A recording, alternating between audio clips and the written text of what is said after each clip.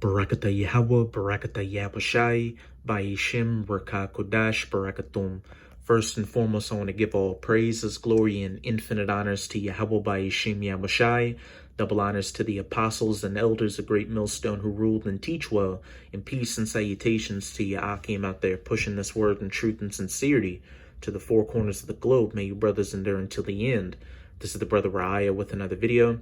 And I'm going to start it off with a few precepts we should all be very familiar with by now. Revelation 13, verse 16. And he causeth all, that he being the elite rulers of the planet right now, who are Edomites, such as the Rothschilds, the Rockefellers, the DuPonts, the Gettys, you name it, both small and great, rich and poor, free and bond, to receive a mark in their right hand or in their foreheads, the mark of the beast, which is the RFID/NFC microchip implant. Verse 17, and that no man might buy or sell, save he that had the mark, or the name of the beast, or the number of his name. And that right there should just seal the deal on the mark of the beast being the microchip implant, because Christianity being the mark of the beast doesn't make sense, an embargo on Christianity being the mark of the beast doesn't make sense, or the Sunday Sabbath being the mark of the beast doesn't make sense. You can't buy or sell with any of those things, but you can buy and sell or be restricted from buying and selling through a microchip implant. And in this video, I've got a few articles dealing with biometrics, which is just one step closer to the microchip implant. Because what do biometrics deal with? Your fingerprint getting scanned, your face getting scanned through facial recognition. The mark in the hand or in the forehead. The powers that be are psychologically preparing you people to be more open to taking the microchip implant by having your fingers constantly scanned and your face constantly scanned, and using your fingerprint or your face to buy and sell goods at these stores, or use your bank account, or check in at the airport. And the first article I'll be going to is on activistpost.com, titled Deadline Looms for Biometric SIM Card Registration in Tanzania. Tanzanian citizens have until January 20th, 2020. Hey, 2020 has been deemed the year of the prophecy. And as we get closer and closer to the end of this thing, these numbers and dates are going to get much more spiritual, to register their SIM cards through the new biometric registration system launched by the Tanzanian Communication Regulatory Authority, TCRA, on May 1st, 2019. The biometric SIM card registration process means Tanzania joins a growing list of African nations gripped by the biometric data and digital identification revolution. He calls it all, because biometrics and the chip aren't just getting pushed in America, they're getting pushed in Europe, Asia, and Africa. And to you Israelites scattered among those Hamites in Tanzania, you're going to have no cloak for your maliciousness when the hour of temptation comes to you and you're faced with taking the mark of the beast or not taking the mark of the beast, because there's a brother down there in GMS preaching the word of Yahweh Ba'ashim Yahushai, warning you people of what's to come and telling you that the mark of the beast will be the microchip implant. The TCRA said biometrics registration will help control cybercrime and fraudulent mobile phone abuse, among other reasons. And this is one of the ways the powers that be are going to sell the chip to you. Oh, look, you don't have to worry about your identity getting stolen or your bank account getting cleared by cyber criminals. In previous years, Tanzanian citizens were required to show their telecom provider a voting card, driver's license, or passport to register SIM cards pre- and postpaid, but those without documentation could typically register using the documentation of friends or relatives, according to Samuel Kabulo, a Tanzanian citizen who lives in Dar es Salaam and spoke with Global Voices via WhatsApp. Now, in order to activate pre- and post-paid SIM cards, over 21.7 million mobile phone users in Tanzania must first register with the National Identification Authority, or the NIDA, which requires all citizens to provide fingerprints and proof of identity as part of the registration process, that mark in the hand. To complete the biometric SIM card registration process, users must then go to a local service provider, show their NIDA card or number, get their thumbprint taken, and that information is then shared, vetted, and confirmed through the NIDA system. Those who do not register using the biometric system will be locked out of their SIM cards on January 20th and will not be able to make or receive phone calls or text messages. The new registration process also ensures that each user only registers one SIM card per network. That they may neither buy nor sell, save he that has the mark. Again, they're psychologically preparing you people to have services restricted from you by not giving up your biometrics, and then eventually by not getting the microchip implant. That's it with this article. Now I'm going to go to my second article, also on activistpost.com, titled Corporations Use Money USA 2020 again, event to expand facial recognition worldwide. That mark in the forehead. Forget the Bilderberg Group meetings and how the world's power elite meet in secret to help shape governments, because Rise Up's Money 2020 event puts them to shame. October 27th to the 30th of 2019, so it's already passed. Rise Up's second annual and highly influential Money 2020 USA event will be held in Las Vegas, Nevada. Money 2020 USA 2019's agenda focuses mainly on creating a global digital banking system and will also focus on AI, biometrics, and digital ID, which will all be easily quantifiable through a microchip implant. And what else out there has 2020 in it? ID 2020, which deals with linking vaccinations with microchip implants.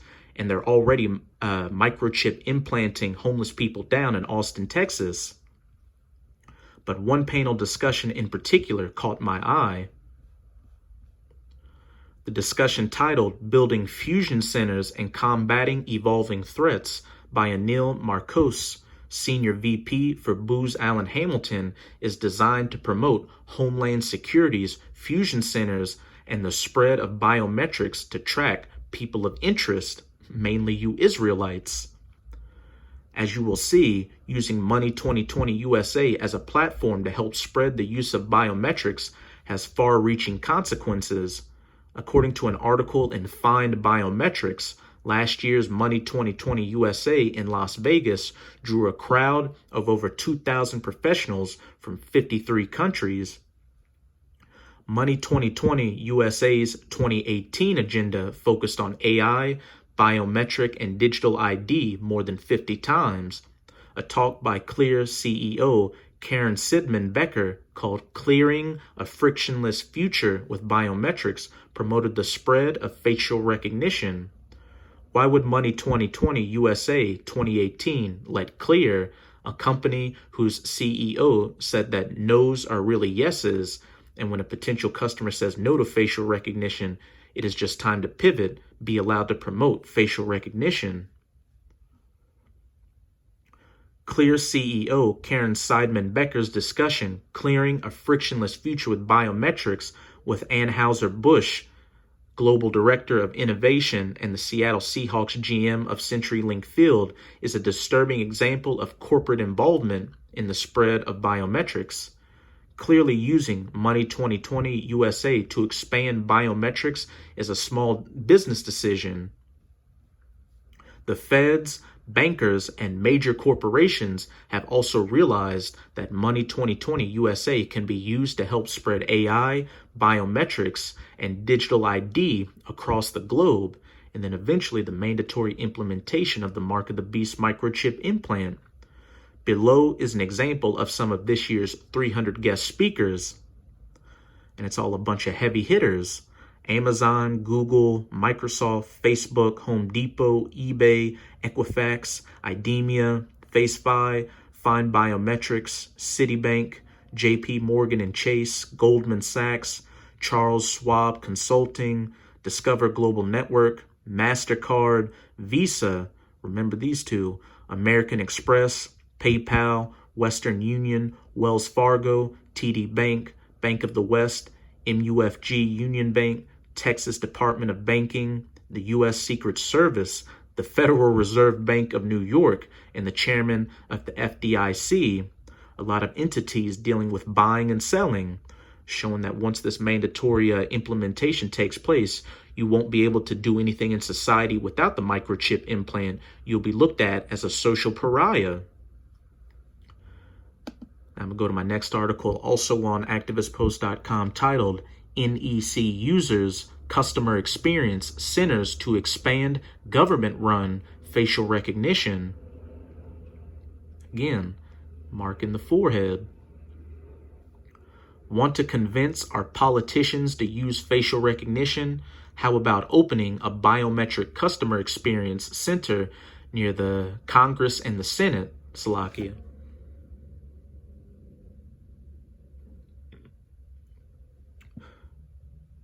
That is exactly what the Nippon Electric Company, or the NEC Corporation, has created in Washington, D.C. NEC's Customer Experience Center might be its actual name, but their goal is to convince politicians that using facial recognition and biometrics tracking is a good thing. See, they're pushing biometrics and then eventually the idea of the microchip implant to all facets of society, both the small and poor, such as the homeless in Austin, Texas, getting a microchip implant, and then the great and the rich, such as these politicians, getting them used to giving up their biometrics and then eventually taking that chip. NEC's Customer Experience Center, Washington, D.C. webpage makes no attempt at hiding the fact that their Customer Experience Center is designed to help convince government officials that using facial recognition to identify everyone is okay. Join us and experience hands-on, comprehensive demonstrations of our award-winning, highly regarded, end-to-end biometric solutions that promote the safety and preservation of public and national security. Go beyond mere displays and see our solutions and services in real-world simulated situations pertinent to government agencies, personnel, and customers. NEC is laying it on thick, claiming facial recognition promotes the safety and preservation of public security and secures the economic interests of the federal government and the United States. Because who doesn't feel safe knowing Big Brother is watching you everywhere you go? That's it with this article. Now I'm going to go to an article on BBC.com titled Credit Card with a Fingerprint Sensor Revealed by MasterCard. And who was a part of USA 2020? MasterCard. The fingerprint sensor draws power from the terminal, meaning it does not need batteries of its own. A payment card featuring a fingerprint sensor, the precursor to the mark in the hand, has been unveiled by credit card provider MasterCard. The rollout follows 2 successful trials in South Africa. Hey, Tanzania's in Africa, and they're heavily pushing for biometrics there. The technology works in the same way as it does with mobile phone payments. Users must have their finger over the sensor when making a purchase. Security experts have said that while using fingerprints is not foolproof, it is a sensible use of biometric technology. 9 changes. MasterCard's chief of security and safety, Ajay Bala, said that the fingerprint technology would help to deliver additional convenience and security. It is not something that can be taken or replicated. However, fingerprint sensors can be compromised.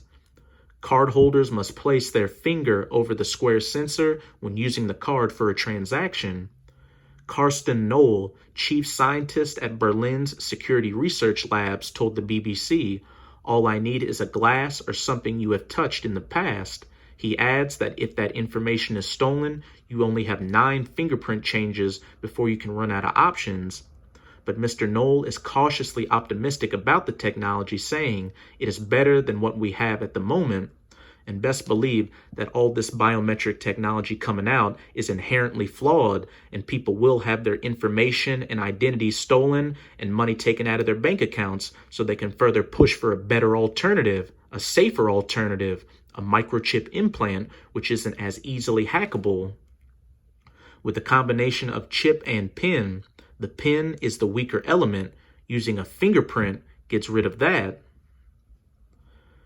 Fingerprints have helped us avoid using terrible passwords, and even the most gullible person is not going to cut off their finger if a criminal asks nicely. No scanner needed. The cards are thought to be the first to include both the digital template of the user's fingerprint and the sensor required to read their fingerprints at the point of sale. Previous biometric payments only worked when used in conjunction with a separate fingerprint scanner. The limit that limited their usefulness, as only stores with the correct equipment could accept them. Having both the data and the scanner on the same card means that they should be accepted everywhere. A normal chip and PIN payment card can be used, but the biometric verification can only be used for in-store purchases. Online and other so-called card-not-present transactions will still require further security measures. And I got a quick video on YouTube to give a visual example of how this works, showing how close it is to a microchip implant. And again, how the powers that be are psychologically preparing you people to get used to and take the microchip implant. Visa biometric payment card demo. Wait, Visa? Back in USA 2020. MasterCard and Visa. You also got American Express in there, as well as JP Morgan, Wells Fargo, TD Bank, Western Union, PayPal, Goldman Sachs, Citibank, etc., etc. Hi, so I'm at Starbucks and just purchased a tall drip coffee, and I'm about to pay for it with my new Visa biometric payment card. As you can see, there's a fingerprint sensor on here, and there's some LEDs here to give guidance when a successful authentication has been achieved. So I merely take the card, move it up to the terminal, put my finger on the sensor, see the green light, and I just purchased the coffee. Safe, simple, and really cool. That they may neither buy nor sell, save he that had the mark. Hey, so with all this information, it should be self-evident that the mark of the beast will be the microchip implant. Society is moving towards a cashless digital society, and biometric systems, which is all just a precursor to the chip. Now I'm going to close it out with Revelation 14, verse 9 through 10, to show you Israelites what your punishment is going to be if you take the microchip implant. And the third angel followed them, saying with a loud voice, if any man worship the beast and his image, the fourth and final beast, the reincarnated Roman Empire, this NATO-EU alliance which the U.S. is a part of, Esau Edom's political, financial, and military system, and receive his mark, the microchip implant, in his forehead or in his hand, the same shall drink of the wine of the wrath of the Most High, which is poured out without mixture into the cup of his indignation, and he shall be tormented with fire and brimstone. Those nuclear missiles, as well as the so-called laser beams from the chariot of the Most High, which people ignorantly refer to as so-called UFOs, and 200 million nuclear missiles alone are going to hit the United States of America, which is known as Babylon the Great, and turn it into the biblical lake of fire from sea to shining sea, in the presence of the holy angels and in the presence of the Lamb, Yahushua HaMashiach, whom the world ignorantly calls Jesus Christ. So with this video, I hope you sincere Akim were edified. As always, don't take the chip, no matter what comes your way during Jacob's trouble. If you have to be a martyr in this truth, then so be it. Because if you endure until the end, you're going to be in that elect number and be the first fruits in the kingdom of heaven, putting the earth back in order and putting your foot sideways into the ass of these heathens, chiefly these Edomites. And as always, I'm going to say, Abba Bal, Kwam Yasharala. Till next time, Shalom.